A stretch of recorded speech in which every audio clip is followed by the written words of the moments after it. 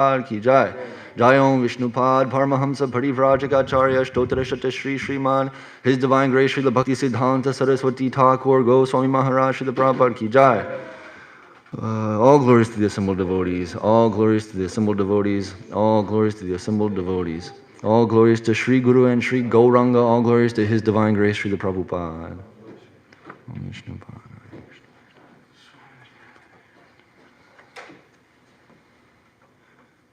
Hare Krishna. Om Namo Bhagavate Vasudevaya. Om Namo Bhagavate Vasudevaya. Om Namo Bhagavate Vasudevaya. Reading from Srimad Bhagavatam, Canto number 2, chapter number 3, text number 15.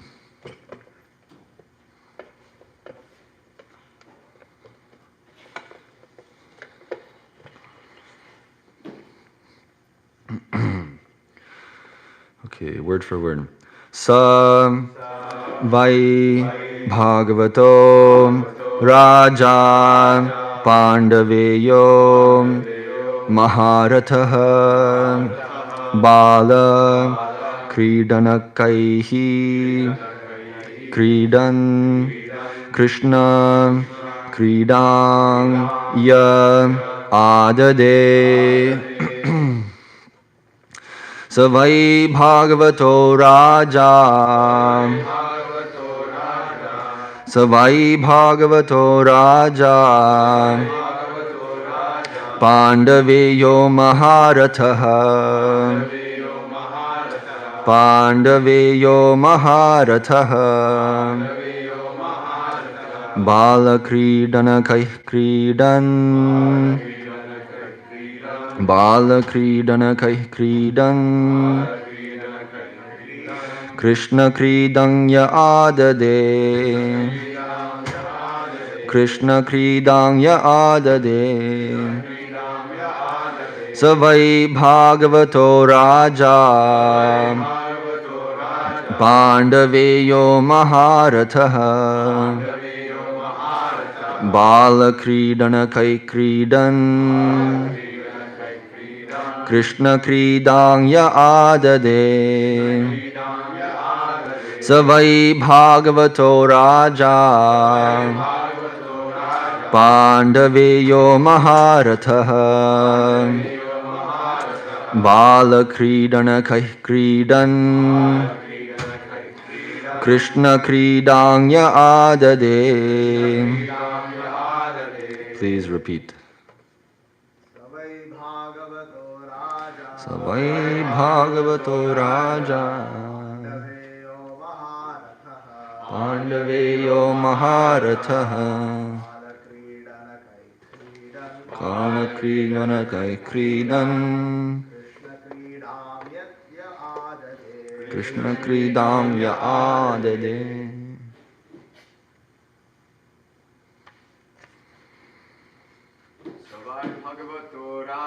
Savai Bhagavato Raja. Pandaveyo Maharatha. Balakridana Kridan. Krishna Kridam Ya Adade.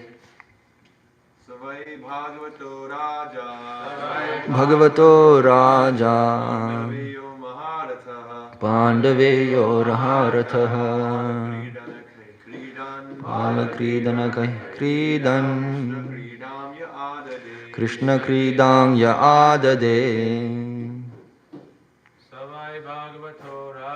Savai Bhagavato Raja. Pandaveyo Maharatha. Balakridana Kridan. Krishna Kridam Ya Adade. Mataji's, please. Savai Bhagavato Raja. Pandaveyo Maharatha. Balakridana kai kridan Krishna kridamya adade Savai bhagavato rajan Pandaveyo maharatha Kridana kai kridan Krishna kridamya adade Savai bhagavato raja Pandaveyo maharatha Kridan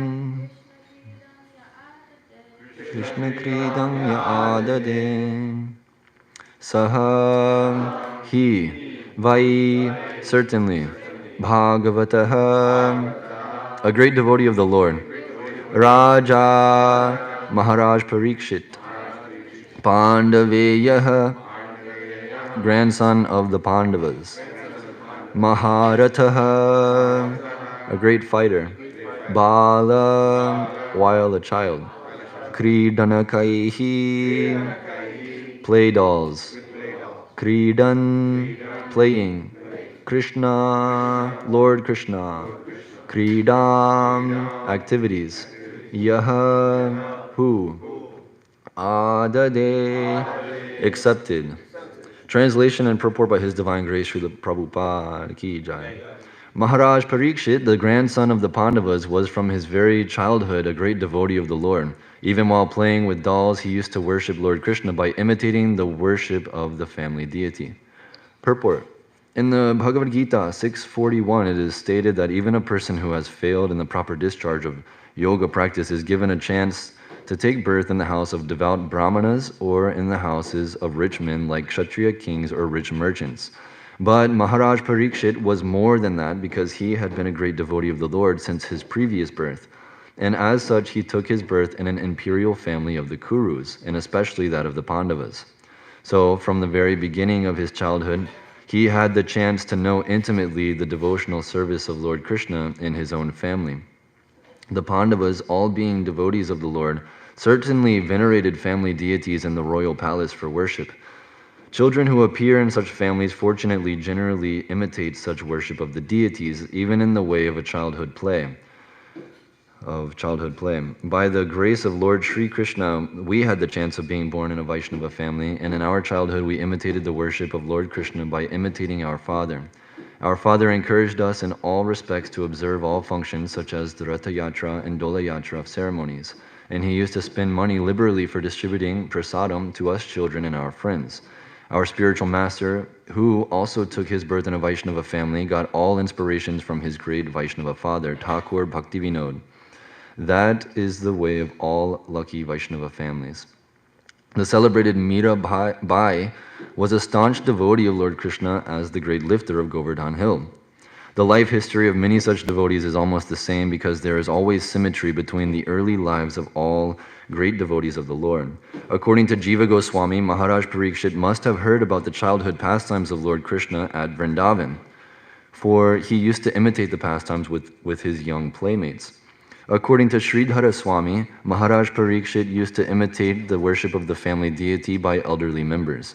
Srila Vishwanath Chakravarti also confirms the viewpoint of Jiva Goswami. So, accepting either of them, Maharaj Parikshit was naturally inclined to Lord Krishna from his very childhood.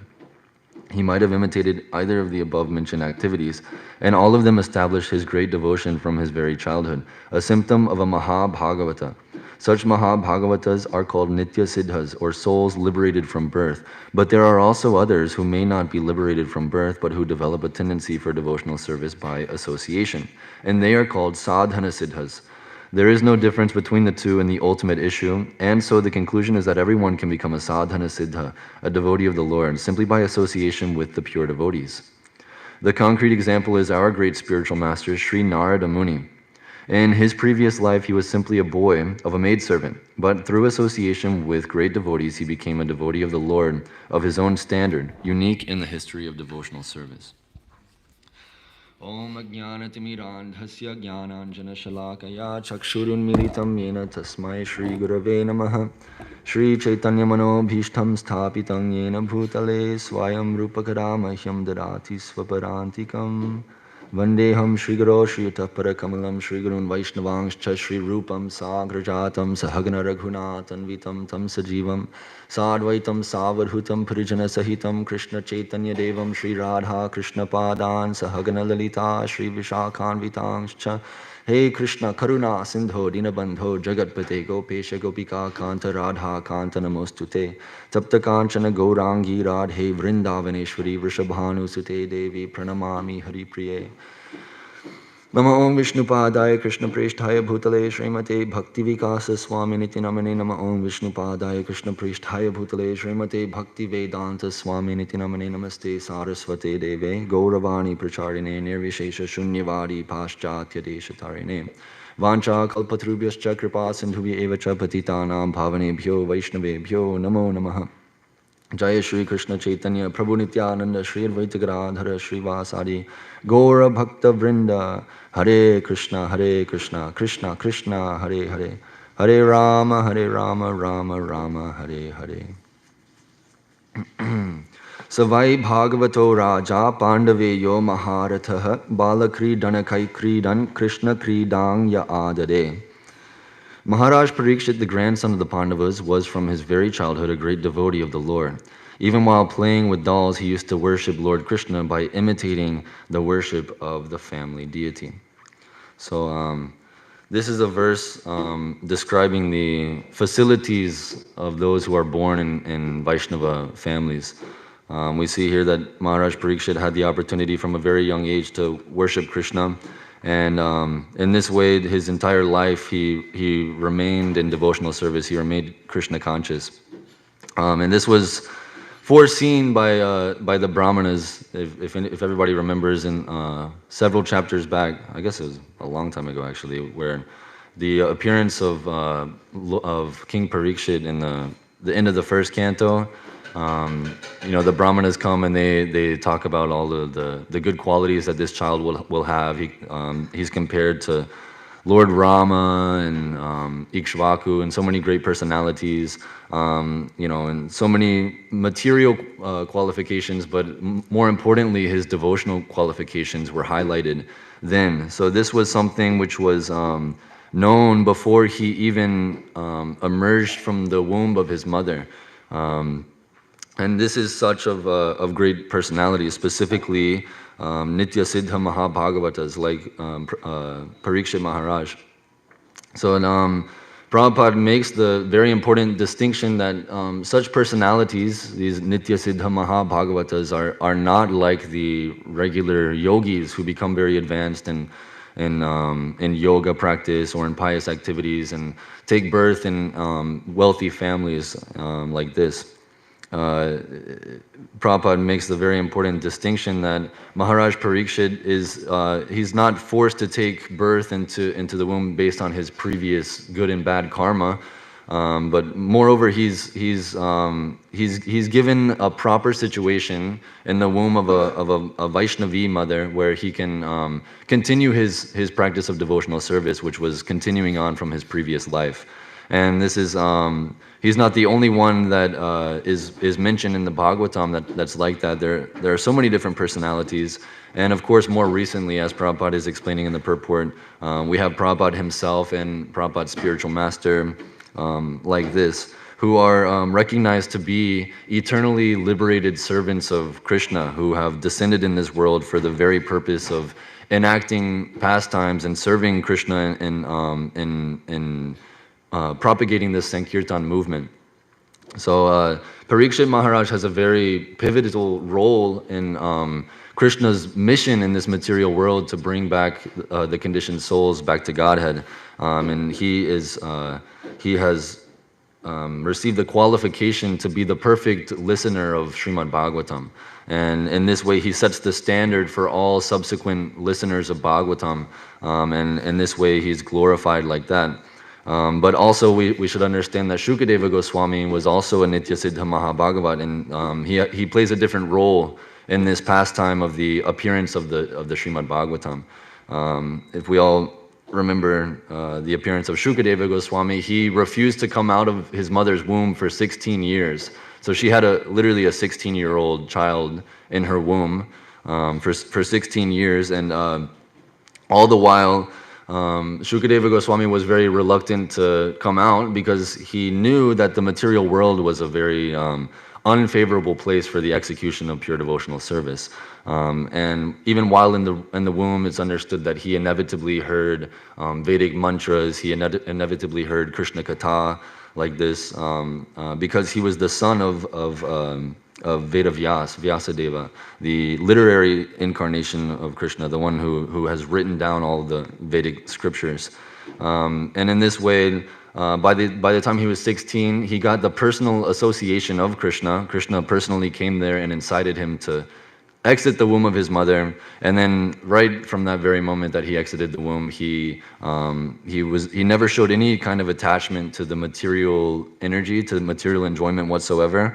And he dedicated all of his words, activities, and everything that he had to the service of Krishna.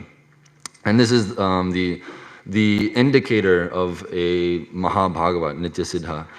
Someone who, from the very time of their conception, is a great personality who is completely absorbed in Krishna consciousness.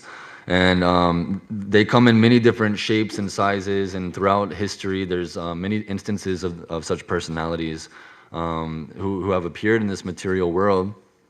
And specifically, we're hearing about Maharaj Parikshit, who was coming in the family line of the Pandavas. So you have the Kurus. For everyone who's read Bhagavad Gita, it's important to understand exactly what the fight is all about. And so you have this Kuru dynasty, and the Kurus were divided between basically 5 brothers, the Pandavas, and then 100 brothers of another king, the Kurus. And Prabhupada specifically makes the distinction that Maharaj Parikshit wasn't just coming from the Kuru dynasty, he was specifically coming through the line of the Pandavas, which were devotees of the Lord, whereas the other Kurus, or most of them for that matter, were not devoted to Lord Krishna. So he's coming from a genealogy of great devotees. If you go and track it back, there's been so many great personalities.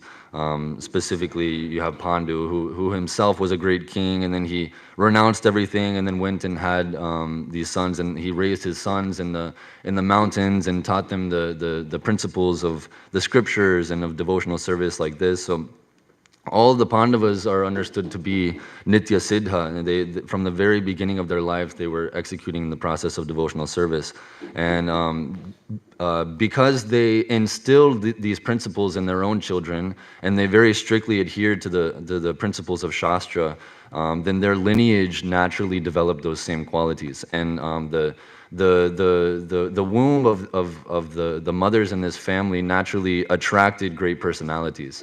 Due to their execution of devotional service, and their very conception of children, their very progeny was for the purpose of serving Krishna. Therefore, they with this consciousness they attracted a great soul into the womb. So this is where Maharaj Parikshit is coming from. Actually, his father was a contemporary of Lord Krishna. He was fighting alongside of Lord Krishna on the battlefield of Kurukshetra. And Maharaj Parikshit never met his father. He never met Lord Krishna personally like that. But we hear from whenever he was still in the womb, actually, Krishna personally came and protected him from a weapon that was meant to kill him while he was still in the womb. So in this way, he actually did have direct association with Krishna before he was even born. And of course, Prabhupada is talking about how Jiva Goswami comments that he must have heard the pastimes of Krishna from a very young age. He must have heard the childhood pastimes of Krishna. So this is very clear indicators of a Mahabhagavat who has been born. And of course, there's so many other indications. The physiognomy of such a person, the very way that their body is. You can there's a whole Vedic science where you can tell the auspicious markings on the palms and the feet and the whole appearance like that. But more importantly, you can see by their determination in their execution of Krishna consciousness that the Pandavas, although they underwent so many different tribulations in their execution of Krishna consciousness, they still were unwavered. They were always determined to completely devote everything to Krishna. So in the same way, Parikshit Maharaj, he didn't let any kind of material any kind of material obstacle obstruct his path of devotional service.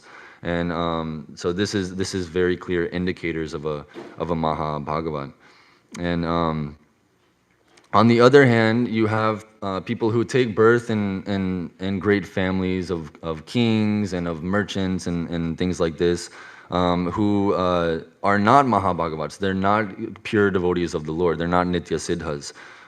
Such people are generally understood to be fallen yogis who have gone to the heavenly planets for some amount of time, usually a very long time, and then after a certain amount of time, whenever their good karma runs out, they're forced to take birth in this earthly realm once again. And after such enjoyment in the heavenly planets, they're given another opportunity to come as a human being on this planet, and they're given birth in a wealthy family or an aristocratic family or like this. And this is explained by Krishna in the Bhagavad Gita, and Prabhupada is directly quoting this verse in the 6th chapter. And in this verse, well, so this is a discourse between Arjuna and Krishna in the 6th chapter, where Arjuna is worried that if he fights in the battle, he's gonna accrue sinful karma.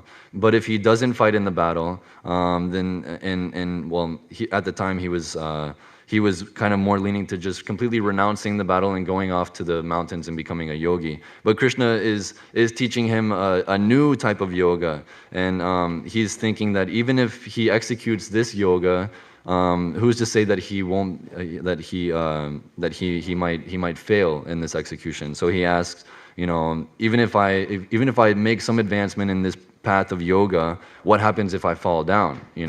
Because if I fall down from my yoga practice, then I won't have any spiritual benefit, and on the other side, I won't have any material benefit as well.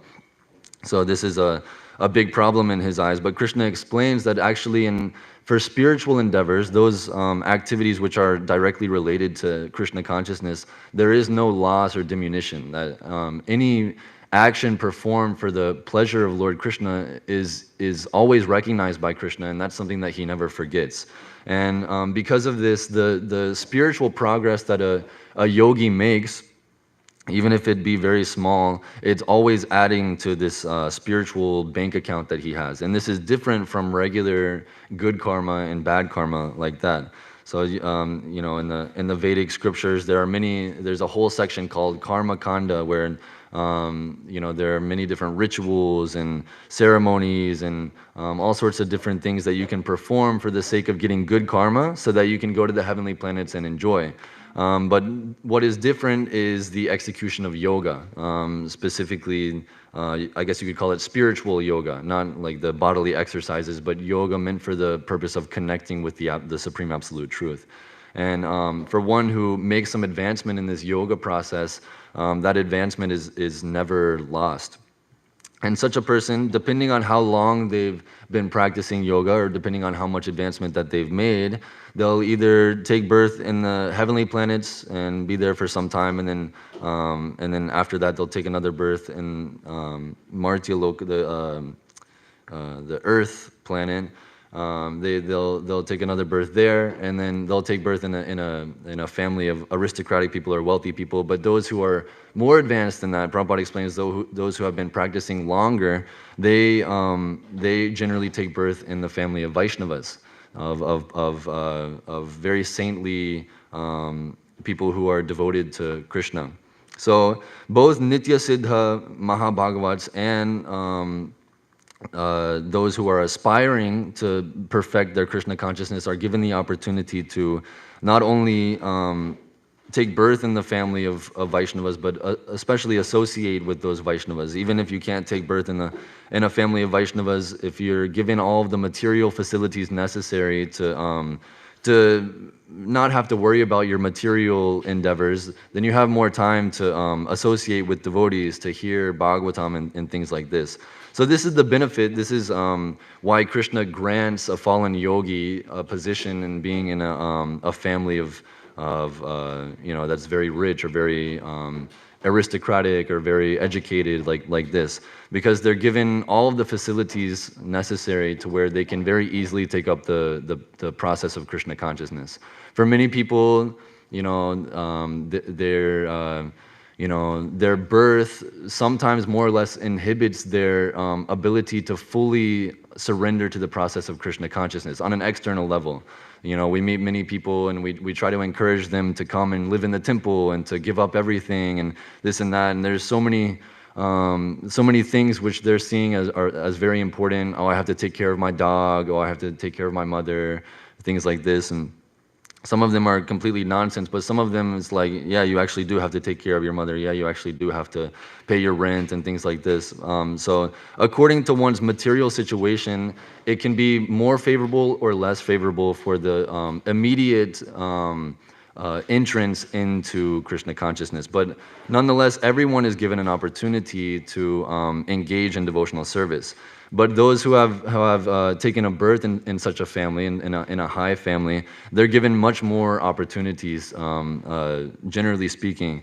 Especially previously, before Prabhupada brought this message of Krishna consciousness to the whole world, this was pretty much only accessible in the country of India. So taking birth in that country, in a family there which had a history of piety, which had a history of Krishna consciousness, it was very easy for their children to come up like that. And in this way, there's been so many different dynasties of saintly people and acharyas and things like this. But in modern times, even those dynasties have been degraded due to a lack of education and proper training of their progeny. But now, virtually everywhere you go in the world, Krishna consciousness is something which is accessible. Nonetheless, you'll still see, especially like we have experience on book distribution, where like there's a family of Indians and they want to give a donation, but instead of handing you the money that they want to give, they first give it to their child, and then that child gives it to you. So in that way, they're creating a very favorable atmosphere for their children to execute Krishna consciousness. And this is something that isn't seen so much for people who are being born in a different culture, and because they're not following the injunctions in the scriptures, their material situation isn't quite as favorable for the execution of Krishna consciousness. So in this way, you'll see a distinction between two different classes of human beings on this planet. That there's those who are following the injunctions of Scripture, and there's those who are unregulated. So there's the regulated and the unregulated. Those who are following the Scriptures, they are considered to be regulated, and all of their activities are for the purpose of either material enjoyment, liberation from material life in general, and of course the execution of pure Krishna consciousness. So these are the three types of people who are regulated, and then the unregulated people are basically animalistic. They're completely absorbed in material life of eating, sleeping, mating, and defending like this. So such animalistic people, it's very difficult for them to give up their material entanglement and fully engage in the execution of Krishna consciousness. Nonetheless, they of course still have the opportunity to hear the holy name, to chant the holy name, to take prasadam, to visit temples and things like this, due to the mercy of Vaishnavas. But we see that generally great Vaishnavas take birth in lineages with a very deep history of relationship with Krishna. And in Maharaj Parikshit's case, there was that direct link there where he had personal association with Krishna from a very young age. And but yeah, for those who are unregulated, these opportunities are it's very rare for them to arise. It's very rare that a person who really likes intoxication and meat eating to find themselves at a Krishna conscious temple. It's very rare for somebody who is even for somebody who is externally very cultured, who is very educated and things like this. It's very rare for a scholar like that to actually study spiritual subject matters instead of arithmetic and history and things like this. But nonetheless, due to the mercy of the devotees who are going out in the streets, they're going to these different places full of unregulated people, and they're giving them this knowledge from their mercy. And this is all extending from Lord Krishna's mercy. Before Lord Chaitanya appeared, it was very difficult for someone to enter into to the atmosphere of pure devotional service. But after Lord Chaitanya's appearance, it's something which is accessible to virtually everyone. But nonetheless, we see even after the appearance of Lord Chaitanya, this trend is still there where great Maha Bhagavad Nitya Siddhas are taking birth in lines of devotees. And this is an interesting purport because you'll see it's very, very rare for Prabhupada to mention himself in his own books. This only happens a handful of times. This is one of those purports where he is explaining how he himself took birth in a Vaishnava family, and from a young age he was given the opportunity to play with dolls of Krishna, to participate in different festivals, and of course to take prasadam. And he's also explaining how his spiritual master, it was the same way. He was the son of a very great Vaishnava acharya. And in this way, both Srila Prabhupada and his spiritual master, from the very beginning of their lives, they were able to always be around devotees, always be able to directly execute the activities of Krishna consciousness. And in this way, they are ultimately there to teach people what a child should be raised like as well. That's another function of the acharya, is that by his example, he is also teaching. So from their very birth, we can see how they acted, what their own parents did, and things like this. And Prabhupada, he emphasized to his Grahastha disciples that the Krishna consciousness of their own children is something that you must take responsibility for.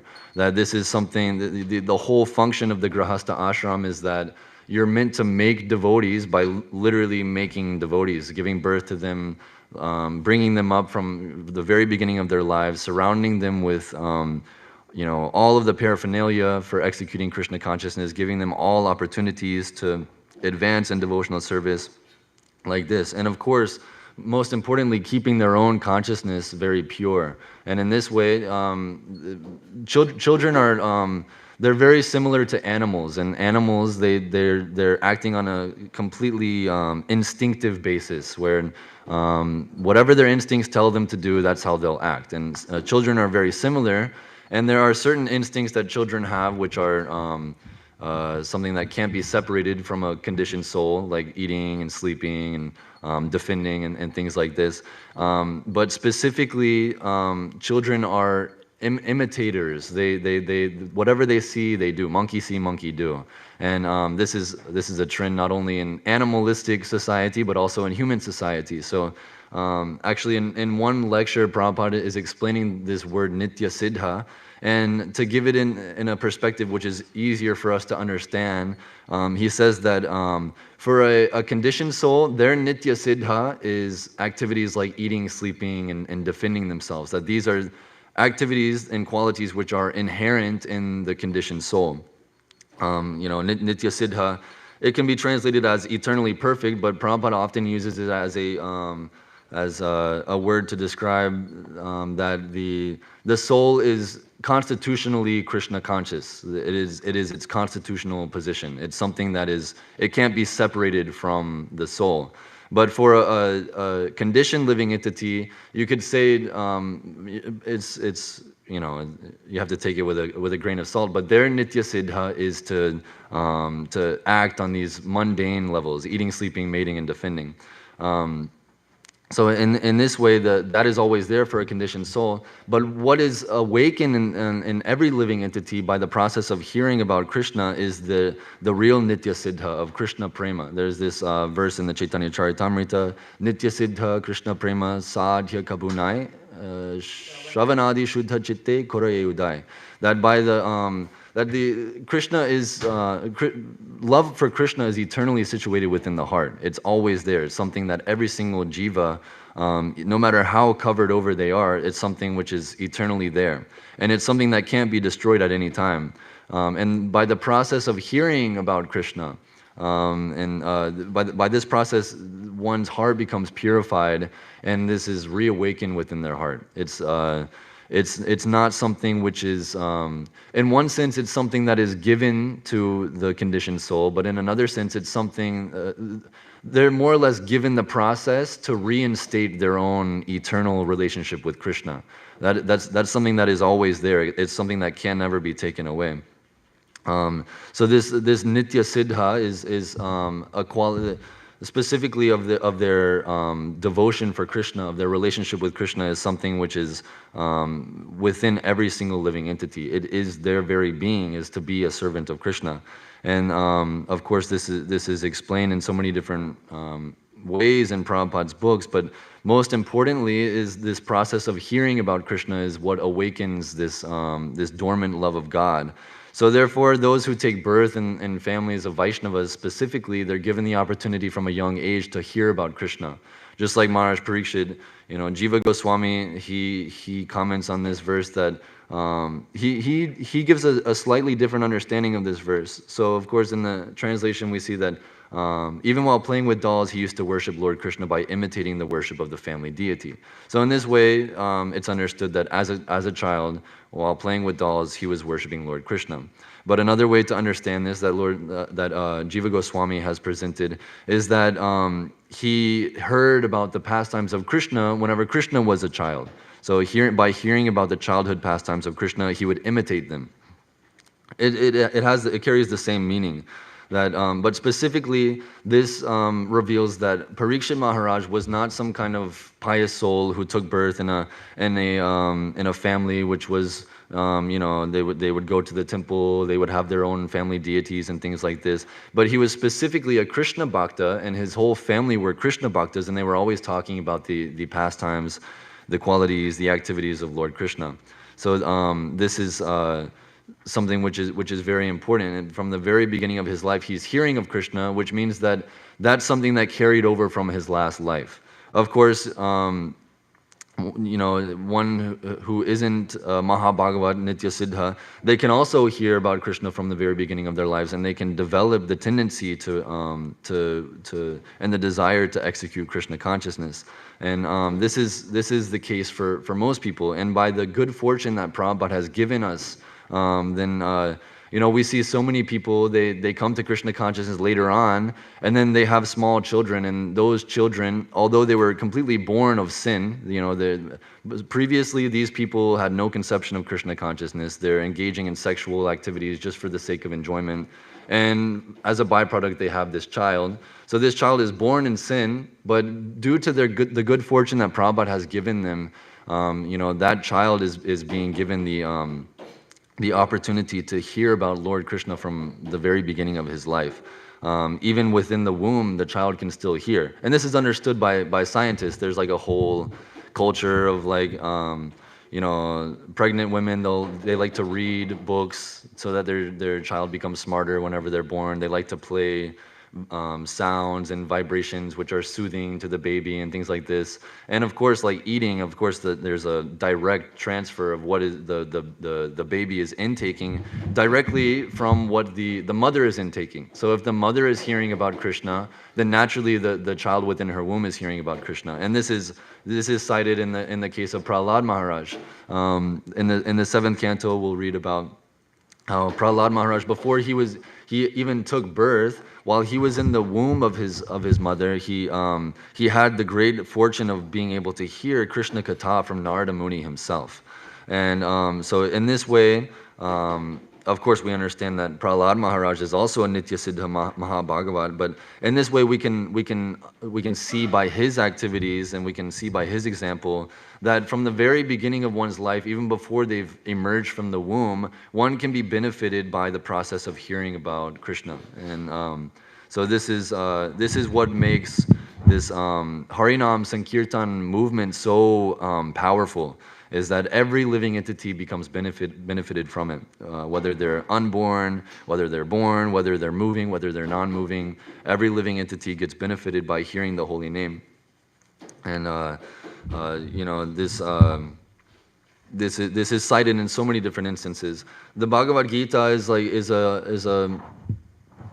kind of an exposition on the principles of Krishna consciousness, where Krishna, he teaches the principles that a devotee should follow, and if he wants to become a devotee of Krishna and be released from this material world like this. But the Srimad Bhagavatam is more or less, of course, it has the same philosophy there, and there are large sections which is pure philosophy. But what makes it separate from something like the Bhagavad Gita is that there's so many different stories of devotees. There's so many different instances of historical instances of how the principles of the Bhagavad Gita are actually being applied.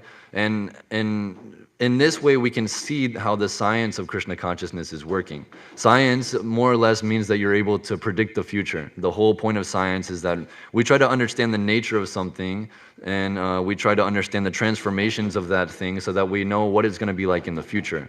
And through science, they're trying to mentally speculate on how the entire universe is working and how the universe has been created and things like this.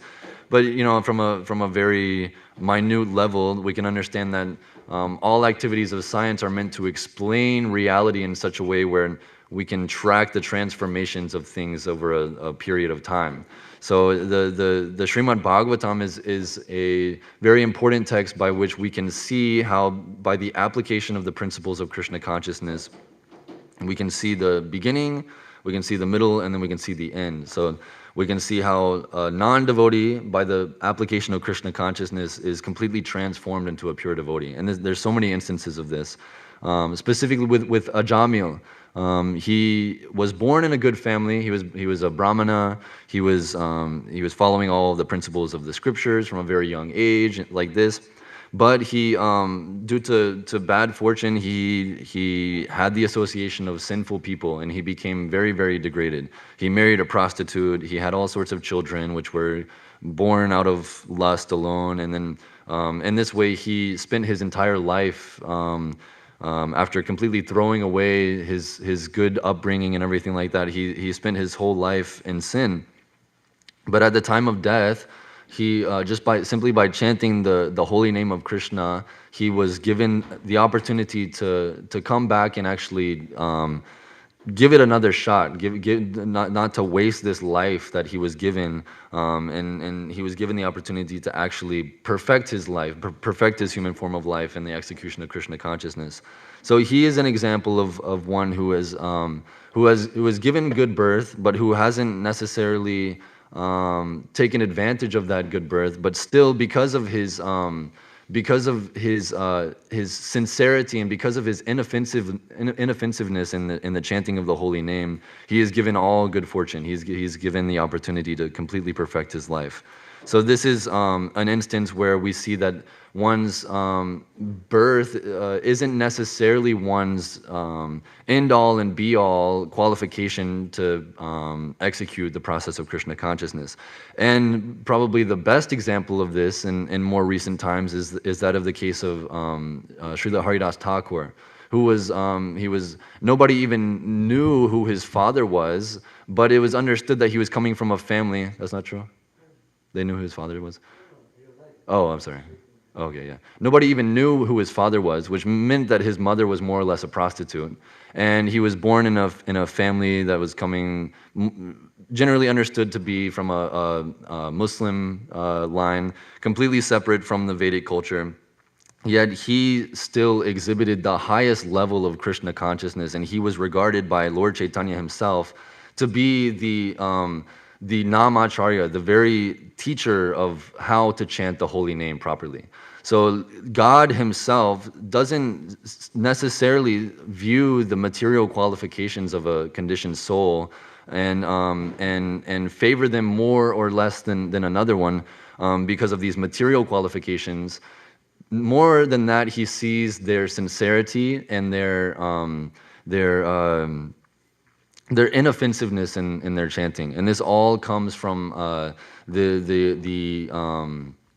mood of surrender to the Lord. This all comes from why are they executing these activities of Krishna consciousness? One can be born in a great family of Goswamis who is directly related to Lord Nityananda, and they might be the head pujari at their family temple, and they might be chanting so many rounds every single day. But if they're puffed up thinking, oh, I've taken birth in such a high family, and they have this offensive mentality throughout their entire execution of Krishna consciousness, they're less likely to receive the mercy of Lord Krishna than someone who has no previous qualification, who has no previous experience, but who simply comes into the service of Lord Krishna and the service of and the association of the Vaishnavas with pure intentions and with pure motivations. Such a person can very easily perfect his life by becoming a pure devotee. So this is something which is very important to consider. Is why are we accepting this process of Krishna consciousness? What do we want to get out of this? And for the conditioned soul, all of their activities are completely driven on this basis of what am I going to get out of this activity? And as we were speaking about earlier, there are those who are unregulated. They perform so many abominable activities for the sake of immediate sense gratification. They see something, they eat it. They see that, they smoke it. They see this, they have sex with it, like that.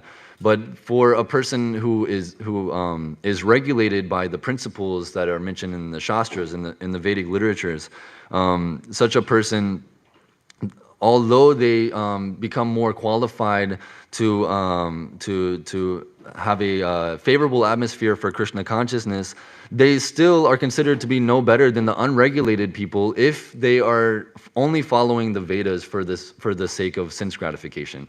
It's actually the same thing. It's one of them is they're a little more intelligent because they have a better scope of longevity. They see that if I just refrain from gratifying my senses right now, I can enjoy my senses better later on. And from this regulation, they might be living their entire human life very austerely, but for the purpose of taking birth in a higher planet so that they can enjoy. And Krishna, early in the Bhagavad Gita, he explains that this is something for unintelligent people, and that for one who by the execution of the different principles and the different religious functions that are mentioned in the Vedas, by this execution, if they accrue beauty and wealth and strength and popularity and things like this, and if they're very attached to these things, then that's actually a disqualification for their execution of devotional service. Does anybody know this verse in Bhoga Aishwarya Prasaktanam? I don't know the rest of it. Let's see if I can find it real quick. Yeah, Bhogaishvarya Prasaktanam Taya Pahrita Chetasang Vyavasayatmika Buddhi Samadho Na Vidhiyate. In the minds of those who are too attached to sense enjoyment and material opulence and who are bewildered by such things, the resolute determination for devotional service to the Supreme Lord does not take place. So the determination which is so important for a devotee to have, we were speaking about the Pandavas, how they underwent so many different tribulations in their execution of Krishna consciousness, but that determination never wavered. That separates them from, that's one of the many things which separates them from materialistic followers of the Vedas, which are actually considered to be no better than just straight up materialists. And these people are called Vedavada Ratis. They're very attached to the Karmavada Ratis or something like Vedavada Ratis. They're very attached to the execution of the Karma Kanda section of the Vedas, which is just a materialistic excuse for, in one sense, they're being very pious and they're following the rules and regulations and everything, but the inner desire is that they just want to enjoy Krishna's property. And this is still the very envious nature and the very they're still not free from that very disease which is binding them to the material world. Therefore, their qualification for being determined in their execution of Krishna consciousness never arises. So this is explained by Lord Krishna several times in the Bhagavad Gita, that what is it? Tetang bhuktva svarga lokang vishalang shine punye martya lokang vishanti. That even after millions of years enjoying in the higher heavenly planets, one is forced, after all their good karma runs out, they're forced to take birth again in this martya loka, this land of death, this earthly domain. And vishanti ye, what is it? Kam vishanti. Evang tri dharma manu prapanna gatagatam kama kama labhante. That even for, what's the point of following the Vedas if even those such people, even the followers of the Vedas, they're still forced to go on this path of birth and death. That this is the very source of all of our suffering. That because we're trying to enjoy separately from Krishna, we're being forced to take birth after birth after birth. And in each of these births, it's just full of suffering the whole time, whether you can recognize it or not, whether you're living for thousands of years or whether you're only living for a few days as a small insect. In the material world, there's nothing but suffering. That's why this is called a Dukhalayam. Of course, we have the mountains, the Himalayas, and Hima means snow, and Alaya means like completely full of snow. So the material world is Dukhalaya. It's completely full of dukkha, of suffering. So this whole material world is like that, even up in the higher planets. So in this way, the Vaishnava sees that it doesn't matter which kind of species of life I have a body in. It doesn't matter which family I'm born in. It doesn't matter, none of these material qualifications are going to actually help me develop pure love for Krishna. The one thing that will really help me is simply the mercy of the Vaishnavas. It's simply the mercy of Krishna, which is coming through the Guru. This is simply my only qualification in my execution of Krishna consciousness. And this is the humble mood of a sincere follower of the teachings of Lord Chaitanya. Srila Bhaktivinoda, we were just singing this song last night, Manasa Deho Geho, that and there's one verse in that song where Srila Bhaktivinoda says, I don't care if I'm a worm in stool, as long as I'm a Vaishnava, as long as I'm devoted to you, as long as I'm a servant of you, then that's fine with me. But if I'm Lord Brahma, if I'm literally the highest living entity in the universe, but I have no devotion for you, then what's the use? This is the mood of a Vaishnava. It doesn't matter if they're born in some great family. It doesn't matter if they're if they're man, if they're woman. It doesn't. All of these things are completely external to the real.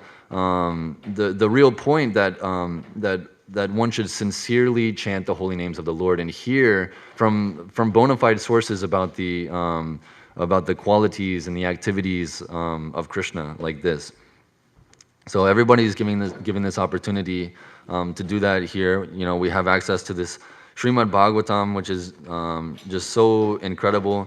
The Bhagavatam itself explains how we can use the Bhagavatam to completely perfect our lives. The Shrinvatam Swakata Krishna Punya Shavana Kirtana Hridyantasto Hyabadrani Vidhunoti Satam. Satam. That this simply by hearing from this Bhagavatam, this Krishna consciousness is reawakened within one's heart. And this is why devotees are called Satam. Actually, this word Satam it comes up so many different places. This Dharma Projita Kaitavo Traparamo Nirmatsaranam Satam.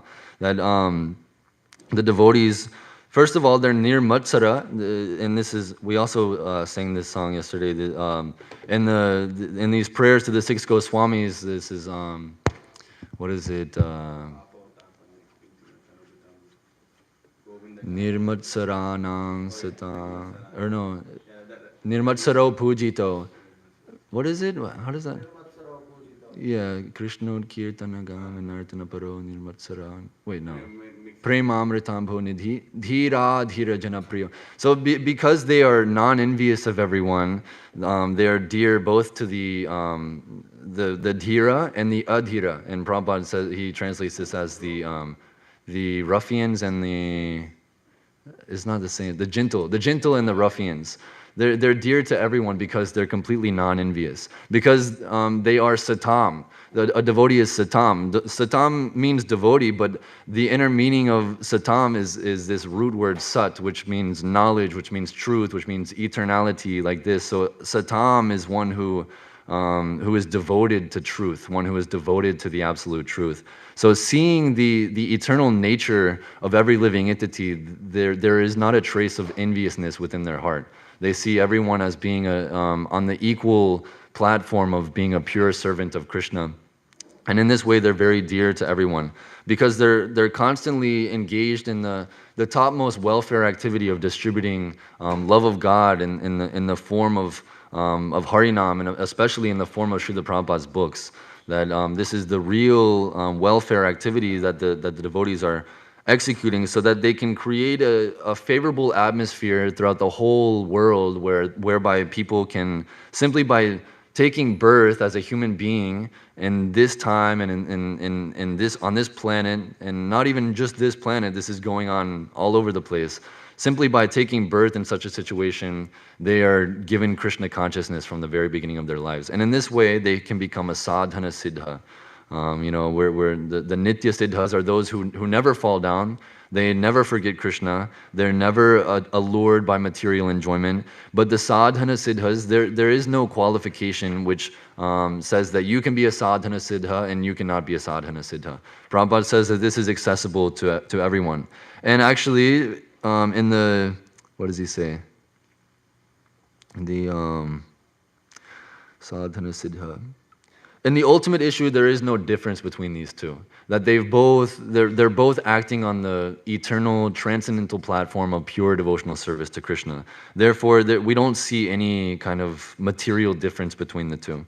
Literally one of the founding acharyas of our sampradaya, Narada Muni, he took birth to a mother who was a maidservant. He also didn't know who his father was, but he was given the great fortune of being able to associate and to serve these Vaishnavas, these Bhakti Vedantas, and he was able to take the remnants and he was able to hear them speaking on Vedanta. And in this way, in his next life, he became Narada Muni, and now he's eternally traveling all throughout the material and spiritual worlds, preaching love of God. So this is something which is possible for everyone. This is something which Srila Prabhupada came to give the Western people who otherwise wouldn't have any, they wouldn't have any inclination to have pure love of God, what to speak of understanding who God is as a person, what he looks like, what he actually wants us to do for him instead of what do we want to do for him. So Srila Prabhupada came here. We didn't know so much that Prabhupada literally had to teach us how to worship him too. It's like generally, this is, one might read, oh, Prabhupada, he's literally saying that I'm a Maha Bhagavad Nitya Siddha like this. He's writing it in his purport. He must be so puffed up or something like this. But, you have to understand that people who are coming from this Western culture, they can't even distinguish who is a devotee and who is a non-devotee. Prabhupada had to make it very clear that I have come here just to give you this message. I'm not like you. So many times he would relate with his disciples on a very personal level, where he would, make them feel, very comfortable to be with him and everything like that. But on the other hand, he was always making it very clear that there was never a time where he forgot Krishna. There was never a time where where he was like us. He made it very clear that he is that Nitya Siddha Mahabhagavat that has come to deliver this whole Western civilization. That is Srila Prabhupada, and he himself makes that clear in his own purports. He himself teaches us the proper way to worship him. He teaches us the proper way to worship Krishna. He teaches us everything that we need to know. in this. So for that reason, Srila Prabhupada has a very important and a very special position in our Guru Parampara. Nonetheless, he has given us so much hope that this will continue. It's not that everybody has to be a Nitya Siddha Mahabhagavat. Simply by sincerely following the process, this disciplic succession will go on. That even sincere followers of Prabhupada, even if they may be coming from from just like the worst families, from the worst upbringings, from the worst cultural, from so many bad habits, so many different things, they're always given hope. Srila Prabhupada always showed us that there's hope in Krishna consciousness. On the other hand, there is a lot of danger if we don't take this seriously and if we don't take advantage of what he has come to give us. If we take it very lightly, if we think, oh, this is something which is normal, this is something which I deserve, this is something that by my hard work and my all my good qualities, I've been chosen to be a devotee of Krishna, something like this, with puffed up attitudes like this, you're, this creeper of devotional service will be completely uprooted. And you can go many, many births, life after life, even chanting the holy names of Krishna. But if you have this offensive mentality, then you'll never actually achieve the desired result, which is, of course, going back to Godhead and associating with our spiritual masters and associating with Krishna there personally and serving eternally. So this is, this is the whole goal of Krishna consciousness. This is a really interesting purport. For that reason that Prabhupada mentions himself in the purport, and also that he mentions this Mira Bai, which I never heard of before. Have you, being from India, have you heard of Mira Bai? Not you, Mahasabha. You have. So we never heard of her, at least I did, and I did quick research on her, and she was she's considered to be a very devout devotee, staunch devotee of Lord Krishna. There's a lot of misconceptions about her from what I saw on the internet, but she came from a situation where her family was very against her in practicing Krishna consciousness. They were saying all sorts of things. They were trying to kill her, poison her, all this and all that. But still, Prabhupada cites her in this purport, which is another interesting thing. So anyways, I'll finish there. If there's any questions, comments, corrections, we can discuss.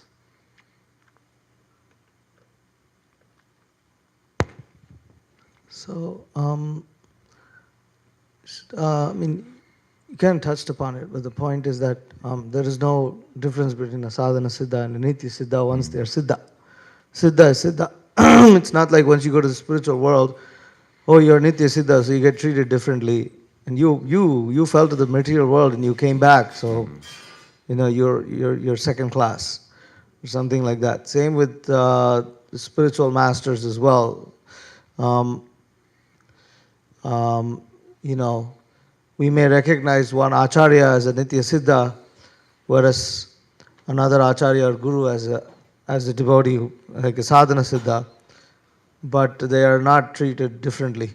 Respect is the same, and this is especially important to understand as followers of Srila Prabhupada who are coming after Srila Prabhupada.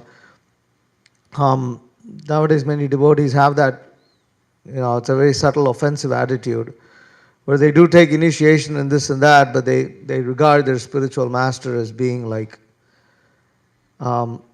it's like more like some kind of like a couple of notches lower than Srila Prabhupada. Now in the sense that, yes, I mean, but but then in that, if you are saying that lower meaning after, in that sense, like Srila Prabhupada came after Bhakti Siddhanta, so always Bhakti Siddhanta Saraswati Thakur can be and will be placed on a higher position than that of Srila Prabhupada, meaning he came later. But it's not that in quality and essence, it's not that they're, it's like our spiritual master is a couple of notches lower, or of a lower grade, some lower grade spiritual master compared to Srila Prabhupada or something like that.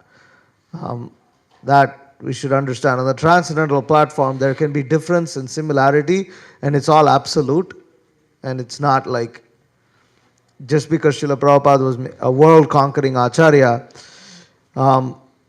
didn't make, for instance, Jagannath Das Babaji any inferior, for instance. So that's there. Um, then regarding Mirabai, I found a couple of quotes of Srila Prabhupada, but this is a memory from Satsarup Maharaj.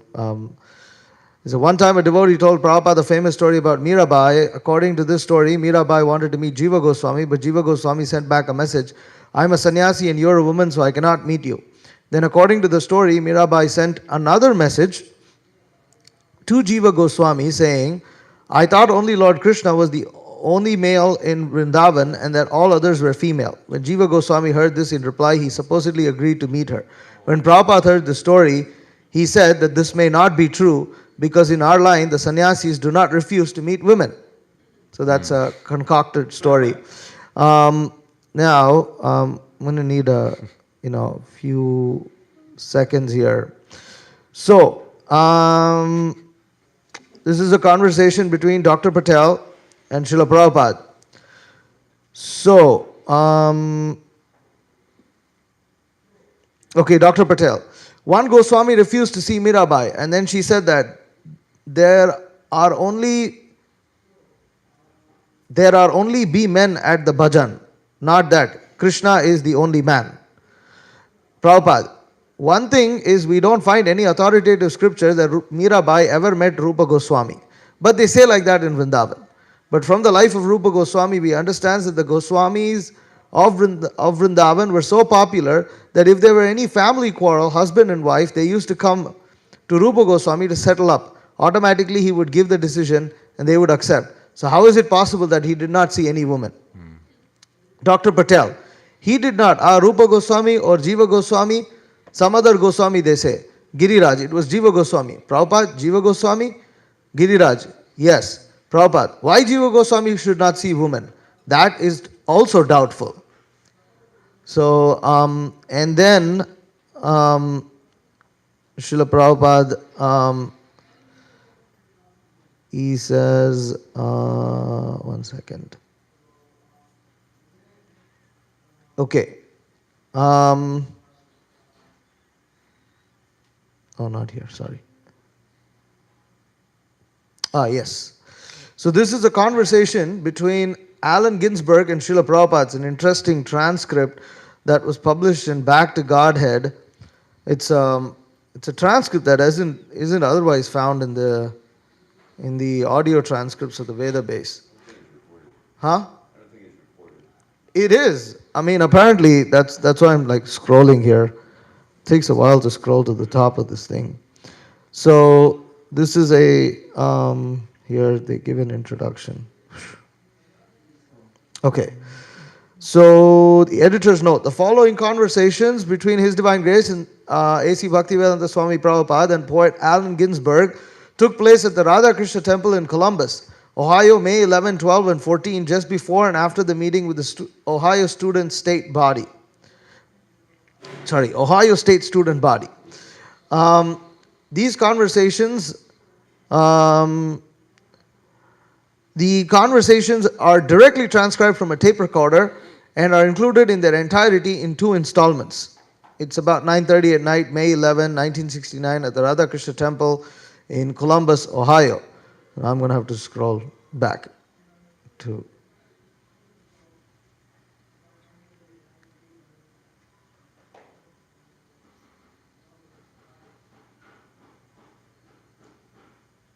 Okay. So, Allen Ginsberg is asking Prabhupada, so who is the most perfect of Vaishnava poets? Mirabai, have you used her songs here? Prabhupada, yes. In India she is very popular. Most of her poems are written in Hindi and some of them have been interpreted. Mirabai was a devotee. She saw Rupa Goswami and she has written many poems. Oh, so she was a contemporary of Chaitanya? Prabhupada, yes. Did they meet? Prabhupada, no. She appreciated the fact that Lord Chaitanya is Krishna and she has written a song that now you have left aside your flute and you have taken a sannyasi garb. In that way she has written nice poetry.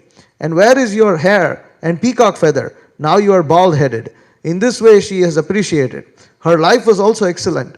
Her father gave her a small Krishna doll to play with, and she developed love of Krishna as husband. Then, um,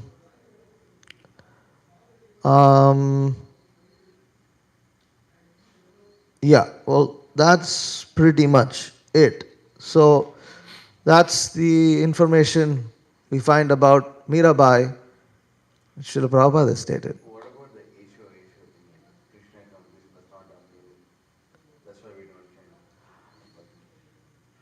I don't know. Where did we hear that?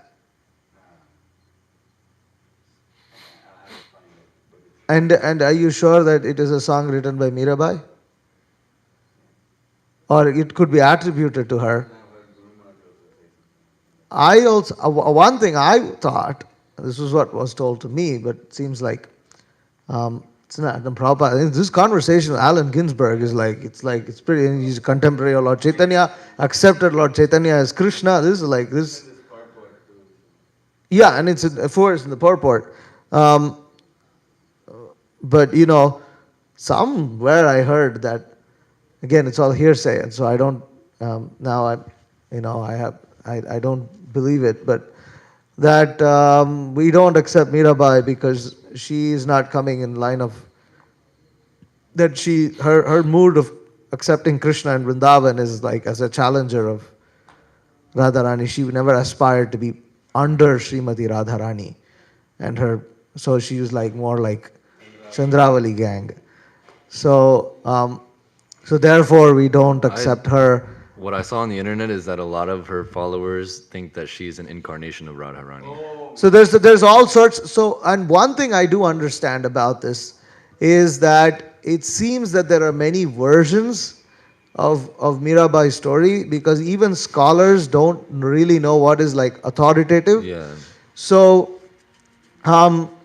what I also suspect is that some things that have been attributed to Mirabai maybe wasn't of her, and things like that. But this conversation with Allen Ginsberg, something I never found otherwise, I just found it. I mean, that's like, it's really amazing. And the editor says that it was transcribed and gives the date, time, and everything of the transcription. I'd be interested to see if the latest version of the Veda base has it, or Vani, what is that? Vanipedia? Vanipedia, yeah, Vanipedia has it, or not. Huh? That's what they say. You're saying it is? You heard it. You've heard this. May 11, Columbus. That conversation with Allen Ginsberg, No, this is a different one. That's a different one from the 1967. no 1969. You're thinking one in Ohio State University. Columbus, Ohio, not Ohio State, but, huh? May 11, 12, 13. 11, 12, and 13. It's like 3 days. Yeah, if you found it, then it must be there. Whoa. That's a whole plot twist. I just had a question.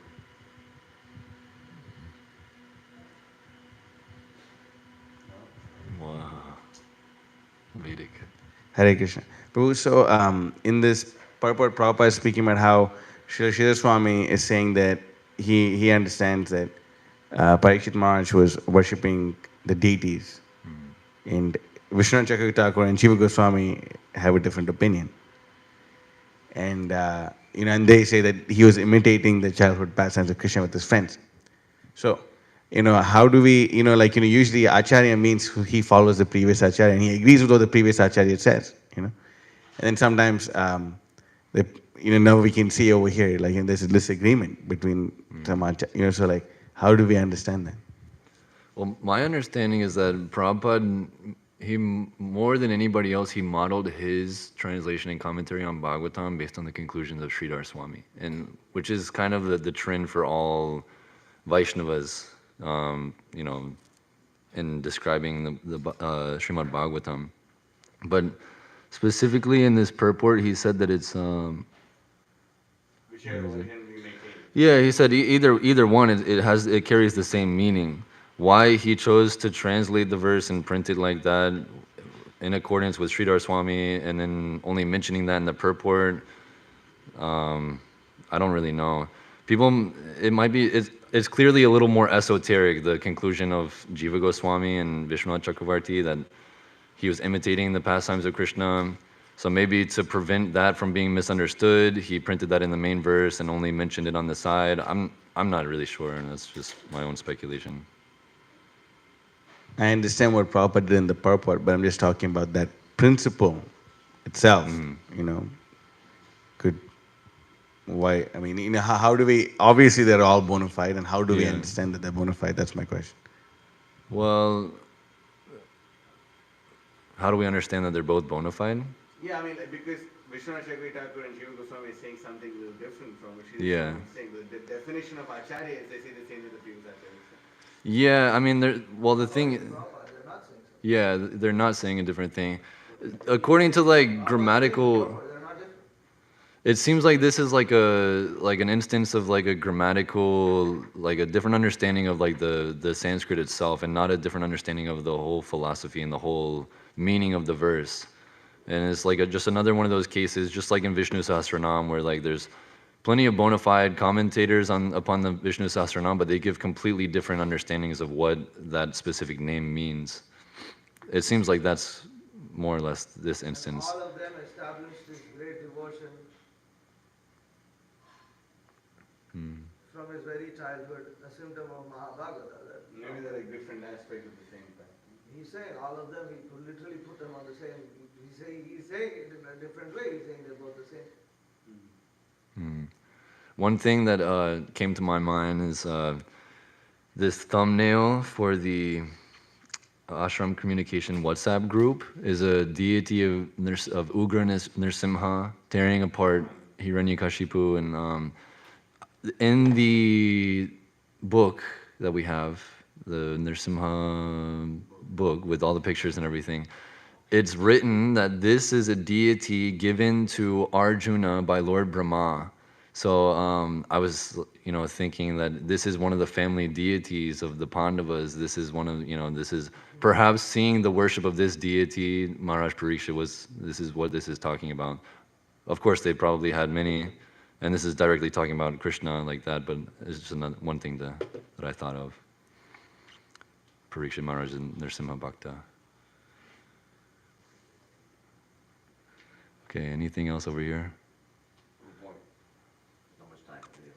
So, Srila Bhaktisiddhanta says. So this point that there's no ultimate difference between the two and the ultimate stage, Srila Bhaktisiddhanta Saraswati Thakur emphasized that this distinction should be still clearly maintained. He says, this is a quote, the supreme enjoyer of transcendental pastimes sends his own associates into this material world as his devotee incarnations in order to spread his glories, to show how exclusively devoted to his service are the certain Harijanas, devotees, and to bring other Harijanas back to his abode. The actual facts are distorted if such personalities are counted among those who have become perfect by regulated practice. So if there's, what's the difference? Why is there a difference? Why is there no difference? I don't quite understand in the ultimate sense. Why is there a distinction being made? I mean, even here, the fact that there's two words to describe somebody who's perfected is like a distinction. But what's the difference, basically? I mean, effectively. Are you talking about the specific instance with Jiva Goswami? No. I'm talking Nitya Siddha, Sadhana Siddha. Okay, you're talking about that. Yeah. Okay, I'm sorry, I kind of spaced out when you were reading that, but what is the question? What's the difference between Nitya Siddha So and- basically, Srila Prabhupada in this purport, he writes that there's ultimately no difference in the ultimate stage between this Nitya Siddha and Sadhana Siddha. Srila Bhaktisiddhanta Saraswati Thakur, he says that you distort things if you put the two into the same category, if you equate the two. So why is that so, basically? Well, the important thing to understand why they're not different is that they're both acting on the transcendental platform. They're both pure devotees of Krishna and everything like that. One thing to consider is that Lord Chaitanya, Krishna's associates, Lord Chaitanya's associates, those direct associates that are always with him and always appearing with him are Nitya Siddhas. They can't. It's not that you can become Radharani. It's not that you can become Mother Yashoda or something like that. So for that reason, the distinction has to be there. Or else one might get the misunderstanding that, oh, anyways, we're all siddhas. I can be whoever I want in the spiritual world. My Lord Chaitanya Srishis are sadhana siddhas though. As he appeared in, just like Sanatana Goswami was a sadhana siddha. Was he? I didn't know that. Except for Rupa and Raghunath, all the other Goswamis are sadhana siddhas. Yeah, I mean, the point that I'm trying to make is that if one doesn't understand the distinction between the two, then one might have a completely a misconception that they can become. So even in the spiritual world, it's not that like a conditioned soul by perfection can become one of the principal gopis or something like that, and like enter into like these pastimes of Krishna, which are already eternally going on with these eternal associates that never fell down or anything like that. And generally it's understood that if, for a conditioned soul to reach perfection and go back to the spiritual world, they become a follower of one of these. So that principle is there, and that principle has to be there to show that if you want to be perfect as a conditioned soul, and first you have to recognize that you're a conditioned soul, you have to be a follower of these nitya siddhas. That's a good point. Well, another point is that it's simple. What Srila Prabhupada is addressing is those who differentiate completely. What Bhaktisiddhanta Saraswati Thakur is addressing is those who equate completely. There is simultaneous oneness and difference between the Nitya Siddhas and Sadhana Siddhas. That is the real position. Is that clear? The point that Bhaktisiddhanta Saraswati Thakur is addressing is a completely different point to Srila Prabhupada addressing. There are those who make eternal difference, like in terms of like how they are regarded, the Nitya Siddhas and Sadhana Siddhas. And that is an offensive attitude. And those who equate completely, like those who want to become, say, even Radharani, then they are also offensive. And that also is wrong. So there has to be, there is difference and there is oneness. Now those who are sadhana siddhas, in their own mood, they will always feel themselves to be inferior to those who are the eternal associates of the Supreme Lord. And that is an appropriate mood for them to maintain. They will never think that they are, they are equal to, say, Mother Yashoda, who's, again, so, and you will see that mood even among the Goswamis. And well, it's there. It's two ways. Sanatan Goswami chastises Raghunath Das Goswami. Raghunath Das Goswami is Nitya Siddha. But the point is, at the same time, Sanatan Goswami is aware that Raghunath Das Goswami is Nitya Siddha. But they play the role, they play their pastimes and things like that. And so the point is, ultimate difference is offensive, ultimate oneness is offensive. It's just like if you equate, in one sense, Krishna and all the other incarnations, they're all one. If you differentiate between them, then that's offensive. But at the same time, if you equate it all, then you will never understand how unique Krishna is. How Krishna is unique, how Krishna is the fountainhead of all the other incarnations, that also you will not understand. This is the same thing with the associates as well. Okay. If there's any pressing issues, I don't know if you want to... Desperate. If there's anything pressing, I guess just like send it in like the chat, and is that okay? Or should we, yeah? Okay. You have any questions? I'm rescheduling it to like this afternoon, most likely. Anyways, I'll yeah. Okay, Srimad Bhagavatam ki jai, Srila Prabhupada ki jai.